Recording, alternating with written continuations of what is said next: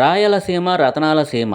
Irrigation, horticulture, space, drone, solar, wind energy వంటి రంగాల్లో దూసుకెళ్తున్న Rayalaseema development జర్నీలో మరో కీలక రంగం జత కానుంది. ఇకపై రాయలసీమ దేశ రక్షణ రంగంలోనూ తన ముద్రను వేయబోతోంది. ప్రత్యేకతను చాటుకోనుంది. శుక్రవారం సత్యసాయి జిల్లాలో దేశం గర్వించే అత్యంత ప్రతిష్టాత్మకమైన advanced medium combat aircraft defence ప్రాజెక్టును కేంద్ర రక్షణ మంత్రి రాజ్నాథ్ సింగ్తో కలిసి ఏపీ సీఎం నారా చంద్రబాబు నాయుడు శంకుస్థాపన చేశారు. ఈ సందర్భంగా అక్కడ ప్రదర్శించిన రక్షణ పరికరాలను పరిశీలిస్తూ ముఖ్యమంత్రి ఒక గన్నును పట్టుకుని ఫోజులివ్వటం అందరి దృష్టిని ఆకర్షించింది. సుమారు 15,803 కోట్ల రూపాయల వ్యయంతో చేపట్టిన ఈ ప్రాజెక్టుతో ఈ కార్యక్రమంలో మంత్రి నారా లోకేష్ పాల్గొన్నారు.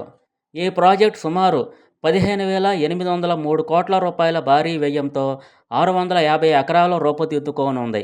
ఇది భారతదేశపు మొట్టమొదటి 5th generation stealth multi role fighter aircraft project.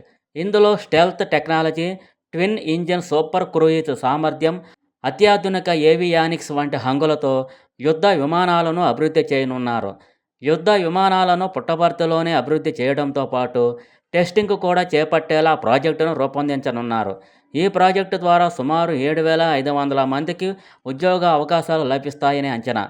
ఈ ప్రధాన ప్రాజెక్టుకు అనుబంధంగా వచ్చే ఇతర యూనిట్ల ద్వారా మరో 1,00,000 కోట్ల పెట్టుబడులు వచ్చే అవకాశం ఉంది. దీనికోసం ప్రభుత్వం ప్రత్యేకంగా 400 ఎకరాలు కేటాయించింది.